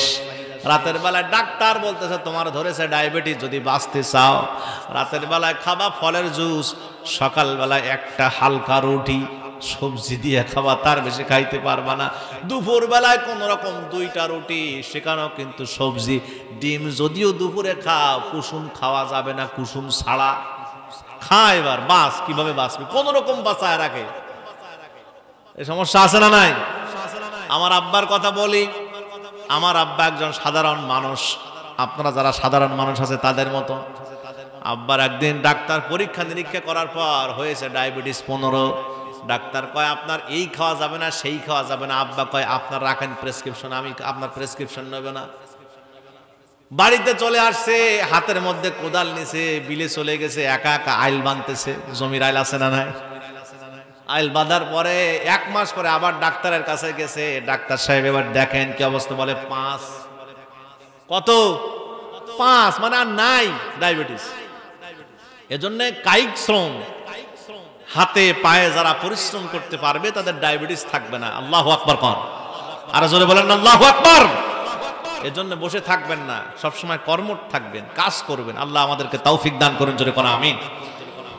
বৃদ্ধ মহিলা ভিক্ষুক কে বলতেছে, ও ভিক্ষুক ভাই বাড়িতে যেটা আছে এখন তো পিষিয়ে আনা লাগবে। বলে পিষিয়ে আনেন। মহিলা এবার কি করলেন, বৃদ্ধ মহিলা, বুড়া মহিলা, বয়স হয়ে গেছে বৃদ্ধা মহিলা, তিনি ওই গমের বস্তাগুলো, গমের একটা ছোট্ট একটা পোটলা বস্তা মাথায় করে নিয়ে হাঁটতেছেন পিষে আনার জন্য। পিষে নিয়ে যখন এবার আসবেন, সমুদ্রের কিনারা ঘেসে ঘেসে, নদীর কিনারা ঘেসে ঘেসে আসতেছেন, বিশাল সমুদ্রের কিনারা ঘেসে। হঠাৎ করে বাতাস একটা বাড়ি দিয়া, জাপটা দিয়া বুড়িমার মাথা থেকে ওই ছোট্ট আটার পোটলা বস্তা উড়ায় নিয়ে সমুদ্রের মধ্যে ফেলেছে বুড়িমার সঙ্গে সঙ্গে। এবার থরুমতু খেয়ে গেছে। এক পর্যায়ে বুড়িমা বলতেছে কি করা যায়? রাষ্ট্রের প্রধান হলো দাউদ আলাইহিস সালাম। এখন দাউদ নবীর কাছে যাওয়া যাক। দাউদ আলাইহিস সালামের কাছে যে বুড়িমা এবার বিচার দিলেন, বলেন ও দাউদ নবী, আটার বস্তা মাথা থেকে আমাকে উড়াই নিয়ে গেছে বাতাস, বাতাসের বিচার করা লাগবে, বিচার না হওয়া পর্যন্ত আমি আপনার দরবার থেকে যাব না। সুবহানাল্লাহ। কান কসাসুল কোরআন, কোরআনের কিচ্ছা দাউদ আলাইহিস সালামের জীবন থেকে আপনারা দেখে নেন, আলেম ওলামা যারা আছে। প্রিয় ভাইরা আমার, বন্ধুরা আমার, বুড়িমাকে এবার দাউদ আলাইহিস সালাম বলতেছে, ও বুড়িমা, আমি তো বাতাসের বিচার করতে পারবো না, বাতাস তো আমার কথা শোনে না। তবে একটা কাজ আমি আপনার জন্য করতে পারি এতটুকু, সেটা হলো আমার এই রাষ্ট্রের কোষাধ্যক্ষের মধ্যে অর্থ ব্যবস্থা, অর্থমন্ত্রী যিনি আছেন, আমি তাকে বলে দিতে পারি আপনার হাটা হারাই গেছে, এক বস্তা এক পোটলা, আমি আপনাকে 2 পোটলা আটা দিয়ে দিচ্ছি, আপনি মেহরবানি করে বাড়ি যান। সুবহানাল্লাহ বলেন। দাউদ আলাইহিস সালাম 2 পোটলা আটা দেওয়ার ব্যবস্থা করলেন। বুড়িমা 2 পোটলা আটা 2 বগল ডাগায় নিয়ে কাঁধের পরে নিয়ে হাঁটা শুরু করে দিয়েছে। হাঁটতে হাঁটতে যখন রাজ দরবারের সামনে গিয়েছে, দাউদ আলাইহিস সালামের যখন বাড়ির সামনের গেটের কাছে গিয়েছে, মেন ফটকের কাছে, সামনে দাঁড়ায় আছে হযরতে সুলাইমান। সুবহানাল্লাহ। সুলাইমান আলাইহিস সালাম বলতেছে, বুড়িমা আপনি গেলেন দরবারে খালি হাতে, 2 বস্তা কাঁধে, 2 পোটলা কাঁধে, কি আছে পোটলার মধ্যে? বলে পোটলার মধ্যে আছে আটা। বলে কে দিয়েছে? বলে দাউদ নবী আমাকে দিয়েছে। কেন দিয়েছে? বাতাস আমার আটা উড়ায় নিয়ে গেছে 1 পোটলা, দাউদ নবীর কাছে গিয়েছি বাতাসের বিচারের জন্য, আমাকে দিয়ে ধরায় দিয়েছে 2 পোটলা। বলে আপনি আবার ব্যাগে যান, যে বলেন, ও দাউদ আলাইহিস সালাম, আমি আটার পোটলা চাই না, বাতাসের বিচার চাই। সুবহানাল্লাহ বলেন। প্রিয় ভাইরা আমার, বন্ধুরা আমার, দাউদ আলাইহিস সালাম বলেন, ও বুড়িমা, আপনি তো ফিরে যাচ্ছিলেন, কিন্তু আপনি কেন আবার ব্যাগে আসছেন? কে আপনাকে পাঠাইছে সত্যি করে বলেন। এবার বলতেছে, দাউদ নবী আমাকে পাঠাইছেন, রাজ দরবারের শাহাদাত সুলাইমান আমাকে পাঠাইছে। সুলাইমানকে ডাকা হলো। সুলাইমানকে ডেকে বলা হলো, সুলাইমান, তুমি কি জানো না বাতাস আমার কথা শোনে না, বাতাস আল্লাহর কথা শোনে, আমি কিভাবে বুড়িমার বিচার করব? বুড়িমা বাতাসের বিচার চায়, কেমন করে করব? সুলাইমান আলাইহিস সালাম বলেন, নবীরা যদি আল্লাহর কাছে কিছু চায়, আল্লাহ তাদের সওয়াব ফেরায় দেয় না। আপনি 2 রাকাত নামাজ পড়ে আল্লাহর কাছে চাইলে অবশ্যই বাতাস এখানে আসতে হাজির হবে, আর বাধ্য হবে। জোরে কোন সুবহানাল্লাহ। সুলাইমান আলাইহিস সালামের কথা মতো দাউদ আলাইহিস সালাম সিজদা করলেন, আল্লাহর কাছে হাত তুললেন, বাতাস সামনে হাজির। সংক্ষেপ করে দিলাম, নবীদের দোয়া আল্লাহ কবুল করে কি করে না? অবশ্যই কবুল হয়ে যায়। বাতাস হাজির। বাতাসকে জিজ্ঞেস করা হলো, বাতাস কেন তুমি বুড়িমার আটা আর বস্তা ওড়াই নিয়ে গেলা? বাতাস বলতেছে, আমি আল্লাহর হুকুম ছাড়া কোনো কাজ করি না। ওই যে বিশাল সমুদ্র দেখা যায়, দেখা যায় নাকি? বলে হ্যাঁ দেখা যায়। দেখো তো সমুদ্রের মাঝে একটা জাহাজ আছে নাকি? বলে হ্যাঁ একটা জাহাজ আছে। ওই জাহাজের মধ্যে অসংখ্য নরনারী আছে, ছোট ছোট বাচ্চারা আছে, শিশুরা আছে, কিশোররা আছে, যুবকরা আছে। জাহাজ চলতে চলতে হঠাৎ করে একটা বরফ খণ্ড জাহাজের তলায় আঘাত লেগে জাহাজের তলায় ধাক্কা লেগে জাহাজটা ছিদ্র হয়ে যায়। জাহাজের মধ্যে যখন পানি ওঠা শুরু হয়ে যায়, জাহাজের মানুষেরা, নরনারী যারা, সবাই আল্লাহর কাছে কান্নাকাড়ি করতে থাকে আর বলতে থাকে, আল্লাহ যদি আমরা আজকে বেঁচে যাই, জাহাজে পানি ওঠা যদি বন্ধ হয়, তুমি আমাদেরকে বাঁচাও মাবুদ, তুমি তো একমাত্র আমাদের জীবন রক্ষাকারী। আল্লাহু আকবার। কান জীবনের মালিককে, হায়াতের মালিককে, মৌতের মালিককে, সব হলো আমার আল্লাহ। আল্লাহ তুমি চাইলে জাহাজটাকে তুমি আজকে পানিতে নাও ডুবাতে পারো। তুমি যদি জাহাজটা কিনারায় ভিড়ে দাও, আমরা যদি জীবনে বেঁচে যাই, জানে বেঁচে যায়, এই সম্পদ জাহাজের মধ্যে আমাদের যার যা কিছু আছে, আল্লাহ সব তোমার পথে আমরা সৎকা করে দিব। আর আস্তে কোন সুবহানাল্লাহ। আমার ভাইরা, আমার বন্ধুরা, আল্লাহ সঙ্গে সঙ্গে দোয়া কবুল করে নিয়েছে। বুড়িমা হাঁটতে হাঁটতে নিয়ে যাচ্ছিলেন সমুদ্রের কিনারা দিয়ে। মাথায় হলো আটার বস্তা, 1 পোটলা আটা। জাহাজ যখন ছিদ্র হয়ে পানি উঠতেছে, এমন সময় আল্লাহ অর্ডার করলেন বাতাসকে, বাতাস যাও, মুখ্যম সময় এখন। বুড়িমা যাচ্ছে আটার বস্তা নিয়ে, পোটলা নিয়ে। আটার পোটলাটা এক ঝাপটা দিয়া জাহাজের তলায় ফেলাও। ছিদ্রটা বন্ধ করে দাও। যখনই এক ঝাপটা দিয়ে জাহাজের তলায় ফেলাইছে বাতাস, আমার আল্লাহ জাহাজের ছিদ্রটা বন্ধ করে দিয়েছে। জোরে কোন সুবহানাল্লাহ। আল্লাহ সব পারে কি পারে না? আল্লাহ রাব্বুল আলামিন বলেন, ইউসাব্বিতুল্লাহুল্লাযীনা আমানু বিল কওলিস সাবিতি ফিল হায়াতিদ দুনিয়া ওয়া ফিল আখিরাতি ওয়া ইউদিল্লুল্লাহুজ জালিমিনা ওয়া ইয়াফআলুল্লাহু মা ইয়াশা। জোরে কোন আল্লাহু আকবার। সূরা ইব্রাহিম আয়াত নাম্বার 28। আল্লাহ রাব্বুল আলামিন আয়াতের শেষে বলেন, ওয়া ইয়াফআলুল্লাহু মা ইয়াশা, আমি আল্লাহ যা চাই তাই পারি। সুবহানাল্লাহ বলবেন না? আমার আল্লাহ যে যা চাই, আমার আল্লাহ তাই যে পারেন, সেটা আমার আল্লাহ রাব্বুল আলামিন দেখায় দিয়েছেন। এই যে 5ই আগস্ট হয়ে গেল, এই আগস্টের দিন আমার আল্লাহ পাক সেটা দেখায় দিয়েছেন স্বচক্ষে। জোরে কোন ঠিক কিনা? সব দেখায় দিয়েছে আল্লাহ, আমরা কল্পনাই করতে পারি নাই এই দেশ আবার দ্বিতীয়বারের মতো স্বাধীন হয়ে যাবে। কিন্তু আমার আল্লাহ বলছে, আমি যা চাই আমি তাই পারি। জোরে কোন ঠিক কিনা? সম্মানিত ভাইয়েরা আমার, বোনেরা আমার, ভালো করে মনোযোগ দেন। আল্লাহ পাক যা চায় তাই পারে। আল্লাহ পাকের পথে খরচ করলে, ব্যয় করলে আল্লাহ কোনো সময় কিন্তু কমায় না, সব সময় আরো বাড়ায়া দেন। আরো আল্লাহ পাক বেশি বেশি বাড়ায়া দেয়। হযরত সুলাইমান আলাইহিস সালামের সময় বিচার করতেছি আমরা, সমস্যা নেই, বাতাসের বিচার হবে। বিচার চান কি চান না? চান কি চান না?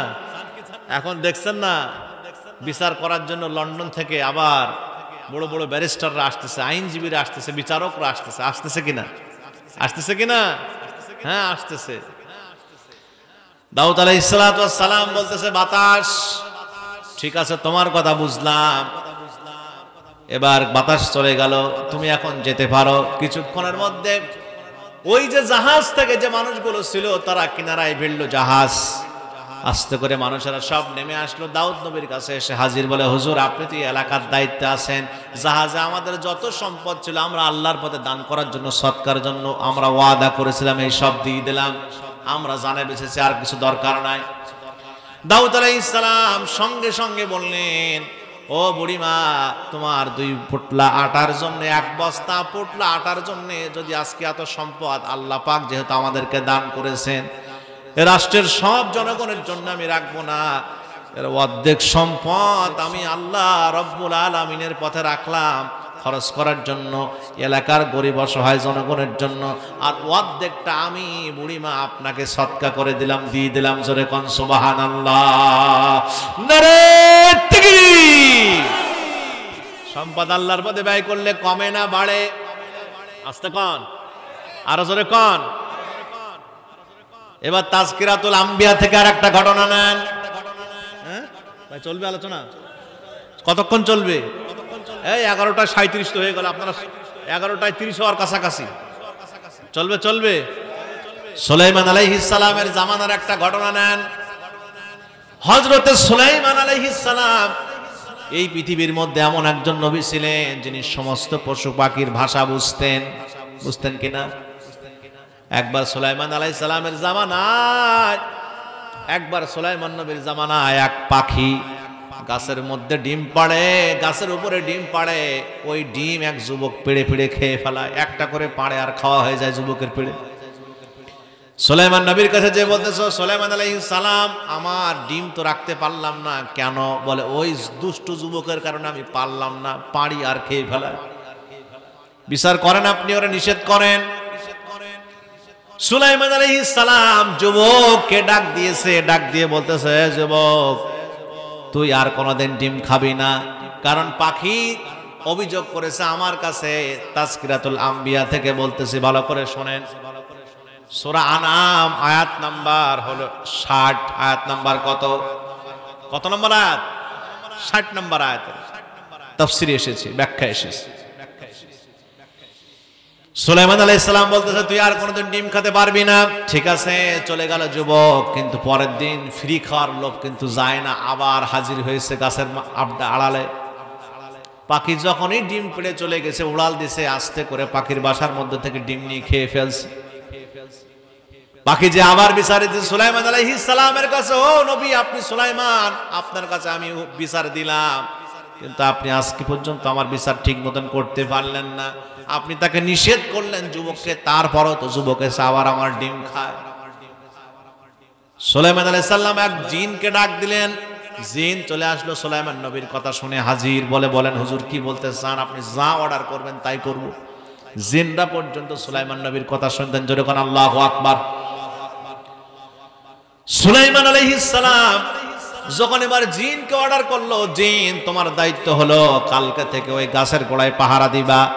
যখনই ডিম পেড়ে পাখি উড়ে যাবে, উড়ে যাওয়ার সঙ্গে সঙ্গে ওই ডিম তুমি চোখে দিবা, পাহারা দিবা, কোন ক্রমে যেন ওই যুবক ডিম খেতে না পারে। ও গাছে উঠলেই ওর হাত ধরে ছিটকে মেরে ফেলায় দেওয়া, 2-10 মাইল চলে যাক, কোন ডিম খাওয়ার স্বাদ মিটে যায়। কিন্তু ফ্রি খাওয়ার অভ্যাস আছে না নাই? আর আসতে কন্যা কেন? সমাজের কিছু লোক আছে দেখেন, যারা বলতেছে এখন আগেই ভালো ছিলাম। তার মানে হলো আগে মানুষের কাছ থেকে মারিং কাটিং করে রাতের বেলায় পিস্তল ঠেকায়া তার মোবাইলের মধ্যে হুমকি দিয়া ঘাটের ও ঘাট থেকে সাদা তুলে খাইতাম, ওটাই ভালো ছিল। এখন দেখা যাচ্ছে নিজের পকেটের টাকা খরচ করে বাজার করে খাওয়া লাগে, এখন যে ভালো লাগে না। ফেরি খাওয়ার আব্বার আছে না নাই কিছু লোকের? আমার ভাইরা, আমার বন্ধুরা, ভালো করে বুঝতে হবে, ভালো করে শুনতে হবে, বুঝার চেষ্টা করতে হবে। সুলাইমান আলাইহিস সালাম জিনকে যখন এবার হুকুম করেছে, জিন প্রস্তুত আছে গাছের গোড়ায়, পাখি ডিম পেড়ে চলে গেছে। হঠাৎ করে যুবক হাজির। যুবক গাছের মাথায় উঠবে আস্তে করে, যখন মাঝ বরাবর গেছে এমন সময় নিচ দিয়ে একজন ভিক্ষুক যাইতেছে। ওপরে যুবককে দেখে বলতেছে, জিন তো আর দেখা যায় না। যুবক একজন দেখে বলতেছে, ও যুবক আমারে কিছু দান করো। আল্লাহু আকবার কান।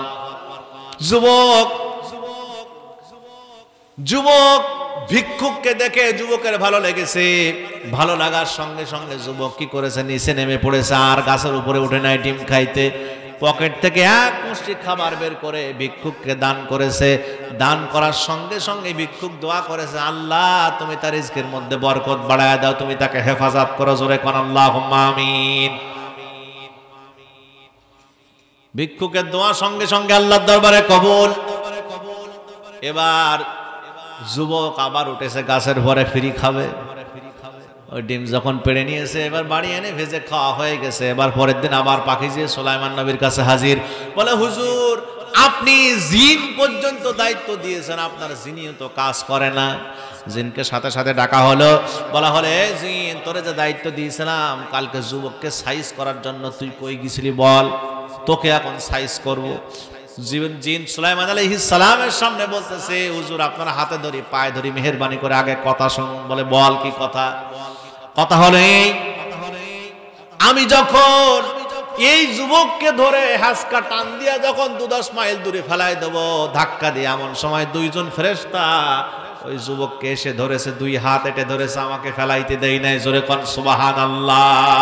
আল্লাহ রাব্বুল আলামিন কোরআনুল কারীমের মধ্যে সুন্দর করে জানায়েছেন, ওয়া মা তুনফিকু মিন শাইইন ফি সাবিলিল্লাহি ইউওয়াফা ইলাইকুম ওয়া আনতুম লা তুযলামুন।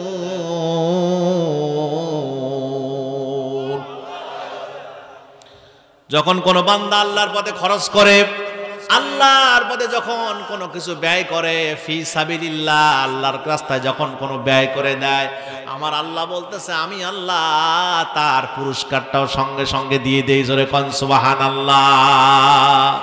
আমি আল্লাহ কারো প্রতি জুলুম করি না। আল্লাহ জুলুম করে? কারো প্রতি আল্লাহ জুলুম করেন না। সুলাইমান আলাইহিস সালাম বলতেছে, ঠিক আছে তাহলে ওখানে কি কোনো আর ঘটনা ঘটেছে? বলতে, ঘটনা তো একটা ঘটেছে। কি ঘটনা? জিন বল। জিন বলতেছে, যখন আমি যখন ফেলাতে গেলাম দুইজন ফেরেশতা এসে বাঁচায় নিয়েছে। তার কারণ এটা হতে পারে, একটা ভিক্ষুক গাছে ওঠার আগে আগে তলা দিয়ে যাচ্ছিল, বলছিল ও যুবক তোমার কাছে কিছু থাকলে দাও, আমি খুব ক্ষুধার্ত। নিচে নেমে পকেটের মধ্যে হাত দিয়া এক মুষ্টি খাবার ভিক্ষুককে দান করে দিয়েছে। ভিক্ষুক দোয়া করে দিয়েছে, আল্লাহ হেফাজত করো। সুলাইমান নবী বলতেছে মনে হয় আল্লাহ তার দোয়াটা কবুল করেছে, কারণ সাদাকাতু তারাদ্দুল করলে আল্লাহ বালা মুসিবত থেকে হেফাজত করে। জোরে কোন সুবহানাল্লাহ। নারায়ে তাকবীর। কোরআন দিয়ে বললাম, এর চাইতে বোঝানোর শক্তি আমার আর নাই। আল্লাহর পথে ব্যয় করলে সম্পদ বাড়ে না কমে।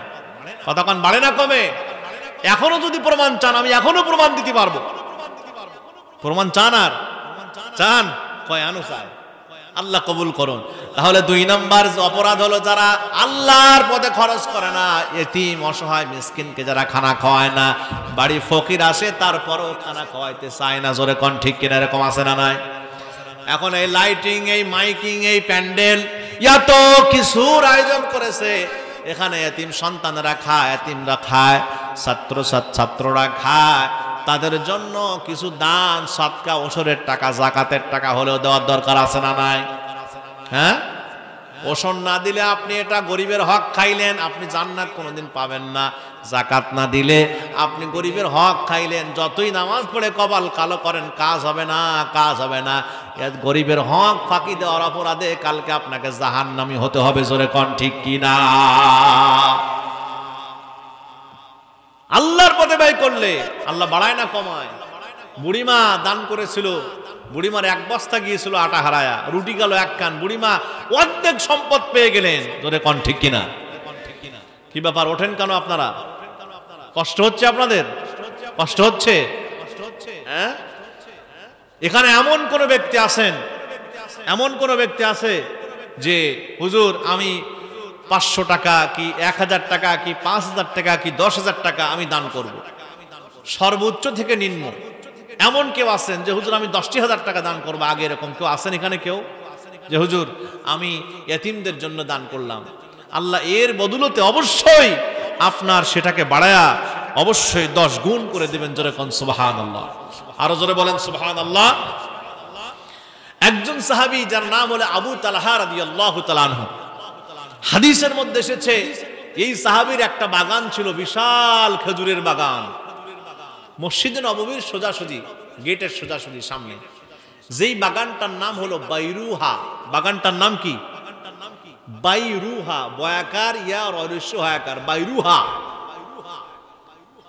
রাসূল নামাজ পড়ে ওই বাগানের মধ্যে বসতেন, সাহাবীদের সঙ্গে কথা বলতেন, গল্প করতেন, খোশ আলাপ করতেন, একটু সুন্দর ন্যাচারাল প্রাকৃতিক হাওয়া নিতেন। সুবহানাল্লাহ কোন।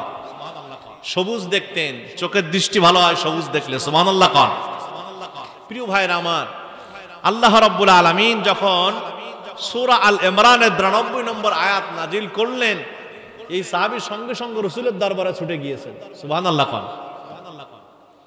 আল্লাহ রাব্বুল আলামিন বলেন, লান তানালুল বিররা হাত্তা তুনফিকু মিম্মা তুহিব্বুন ওয়া মা তুনফিকু মিন শাইইন ফাইন্নাল্লাহা বিহি আলীম।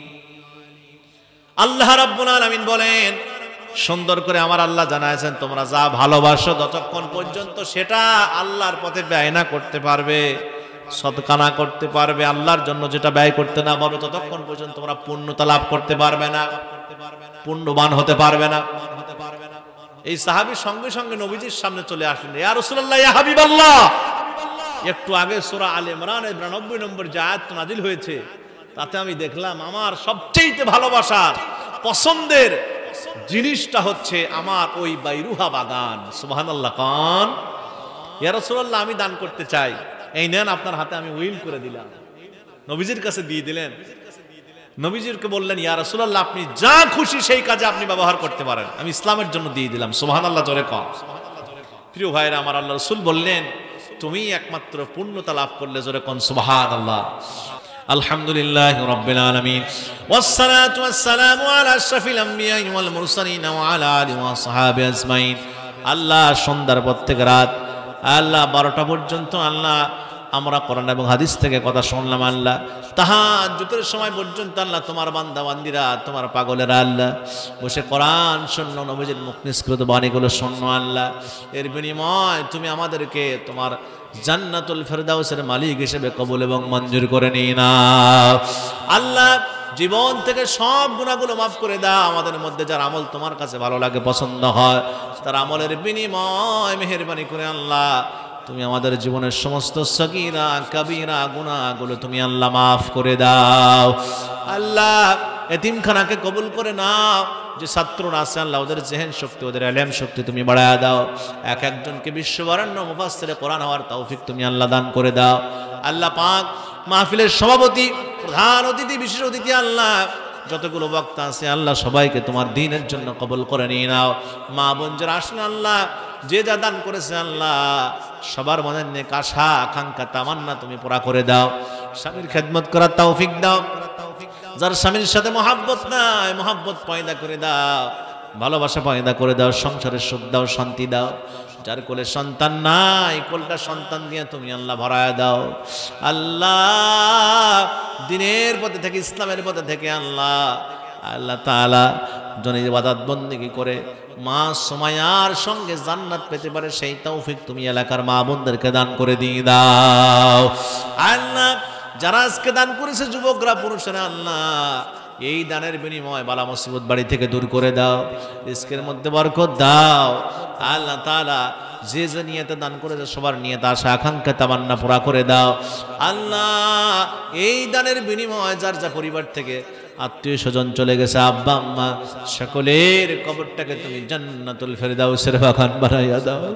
ওগো মাওলা, উস্তাদদের ইলম শক্তি বাড়ায়া দাও, যোগ্যতা আরো বাড়ায়া দাও রব্বুল আলামিন আল্লাহ তাআলা। এতিম ছাত্ররা খাইবে, এদের খাওয়ার জন্য যারা দান করলো আল্লাহ, এই এতিম ছাত্ররা যারা কোরআন পড়বে, এই কোরআনের প্রত্যেকটি হরফ তাদের আমল নামায় পৌঁছায়া কাল কিয়ামতে কোরআনের সুপারিশ নিয়ে তাদেরকে তুমি জান্নাতুল ফেরদাউসের মালিক বানায়া দাও আল্লাহ। আমার সঙ্গে আল্লাহ কাজী আল্লাহ ভাই এসেছে আমার সঙ্গে রব্বুল আলামিন, আসাদ ভাই এসেছে আল্লাহ অনেক শীতের মধ্যে কষ্ট করে আল ইসলামের খাতিরে, দিনের খাতিরে ভাইয়ের জীবনটাকে তুমি কবুল করে নাও। সমস্ত বিপদ আপদ থেকে হেফাজত করো, আমার ড্রাইভার সাহেবকে হেফাজত করো আল্লাহ। আমার আজমি ভাই আল্লাহ, তার সাথে আমার মাঝে মাঝে কথা হয়, খুব মহাব্বত করে ভাই আমার আল্লাহ। এখানে আসার সঙ্গে সঙ্গে আব্দুর রশিদ ভাই খুব মহাব্বত করেছে আল্লাহ। তারা যে ভালোবাসা দিয়েছে আল্লাহ, জানি না কতটুকু হক আদায় করতে পারলাম মাবুদ রে। এর বিনিময় কাল কিয়ামতে হযরতে হাসান হুসাইনের সঙ্গে তুমি তাদের সাক্ষাৎ ঘটায় দিও আল্লাহ। আল্লাহ শেষ দরখাস্ত দিলাম মাবুদ, মৃত্যুর সময় তোমার নবীজির শাহাদাতের কালেমা সবার নারী পুরুষ আমাদের জবানে জারি করে দিও লা ইলাহা ইল্লাল্লাহু মুহাম্মাদুর রাসূলুল্লাহ সাল্লাল্লাহু আলাইহি ওয়াসাল্লাম। আসসালামু আলাইকুম ওয়া রাহমাতুল্লাহি ওয়া বারাকাতুহু।